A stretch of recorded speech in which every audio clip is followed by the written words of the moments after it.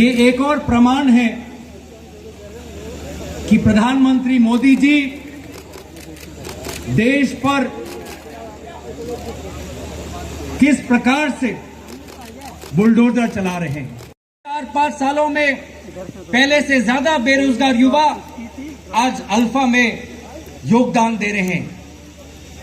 तो आप समझ सकते हैं मेरी आशंका से कि तुरंत प्रभाव से अग्निपथ योजना को रद्द किया जाए। ये हमारी मांग है। हम मांग करते हैं सरकार से, हम मांग करते हैं प्रधानमंत्री जी से, रक्षा मंत्री जी से कि देश के युवाओं से माफी मांगी जाए। जिस प्रकार से 3 साल से भर्ती नहीं हुई और बेरोजगारों की फौज खड़ी हो गई देश में, हर घर में एक नौजवान, आज इस स्थिति के लिए कोई जिम्मेदार है तो प्रधानमंत्री जिम्मेदार हैं। इस स्थिति के लिए कोई जिम्मेदार है तो रक्षा मंत्री जी जिम्मेदार हैं और सरकार को माफी मांगनी चाहिए देश के करोड़ों युवाओं से।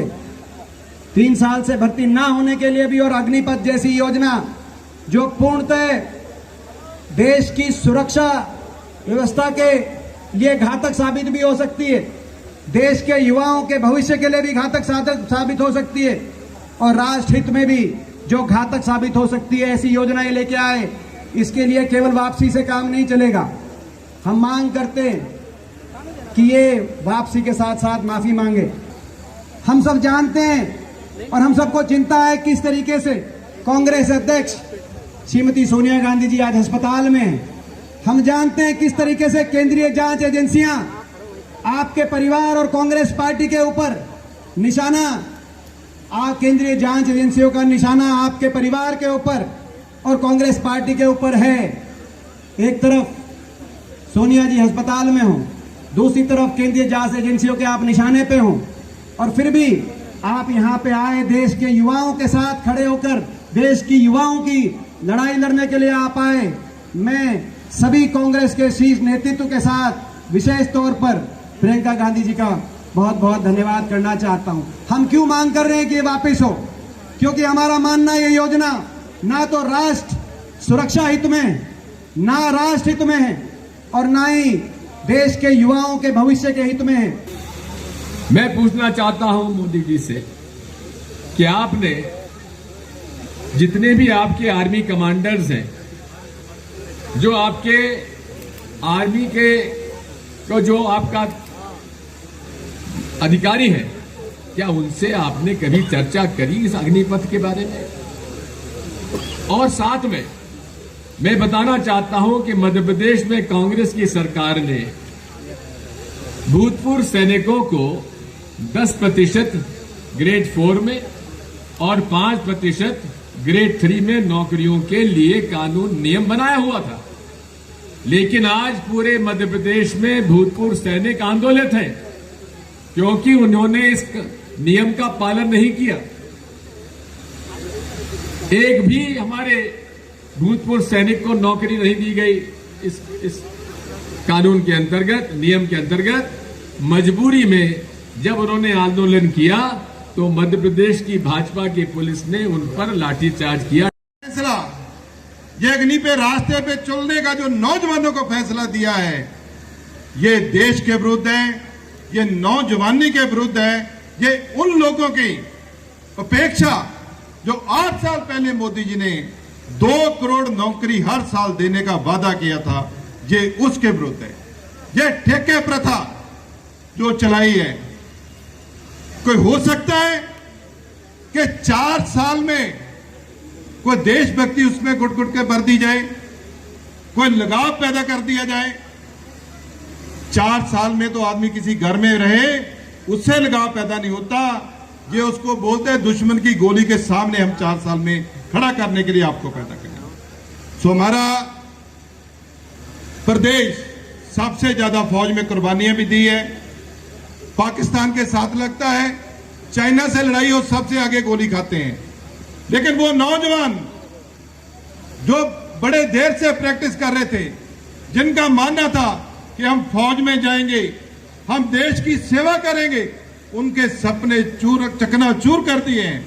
हम उन नौजवानों को भी रिक्वेस्ट करते हैं कि आप कम से कम देश की संपत्ति का नुकसान मत कीजिए, शांतमय संघर्ष कीजिए, जैसे पंजाब के किसानों ने किया था। जैसे एक साल संघर्ष में 700 जाने भी गई थी, लेकिन शांतमय ढंग से संघर्ष किया था। मैं धन्यवाद करना चाहता हूं प्रियंका गांधी जी का, राहुल गांधी जी का। ये वही जगह है जहां एक साल कांग्रेस के हम सांसदों ने संघर्ष किया था और प्रियंका जी के घर से खाना भी आता था और दोनों भाई बहन हमारे साथ खड़े भी रहते थे। उसको इस सरकार को समझना पड़ेगा। आज हम सब यहाँ पे एकत्रित हैं, चिंतित हैं, लेकिन देश की सरकार ने जो कानून बनाया है नया फौज के लिए, ये अग्निपथ जो नियम बने हैं, ये खिलवाड़ ना सिर्फ नौजवानों के साथ है, लेकिन भारत की वो सेना जिसका शौर्य बलिदान पूरा देश और दुनिया उसका सम्मान करता है, आज उसके साथ जो खिलवाड़ हो रहा है वो भी बहुत चिंतन का विषय है। फौज के साथ हमारा पुराना रिश्ता है और ये बात सही है कि सिर्फ नौकरी के लोग फौज में नहीं जाते हैं। गांव में जो लड़के लड़कियां देश सेवा करना चाहते हैं, फौज की वर्दी पहनना चाहते हैं, वो सिर्फ भत्ते के लिए, पेंशन के लिए फौज में नहीं जाते हैं। उनके लिए वो अवसर रोक देना। आज 15 लाख लोग हमारी थल सेना में हैं। आपको अगर अपना पेंशन का बिल कम करना था तो और भी तरीके थे।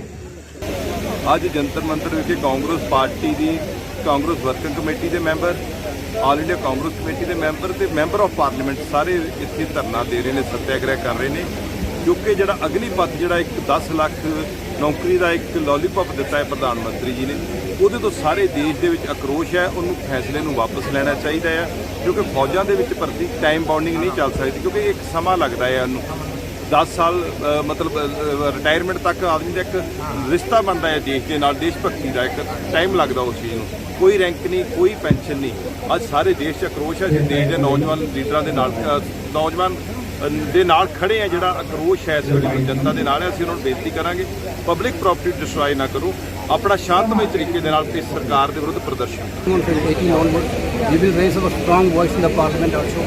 I wrote a letter to the standing committee, defence standing committee chairman. Because defence standing committee also we didn't discuss. When we discussed about the budget schemes last month, they didn't told us this is the scheme is going. Why government is hiding all these things to the parliamentarians? This is a genuine, natural protest by youth, those who are had undergone the physical test and those who are waiting for the examination to join in Indian forces. They are really protesting.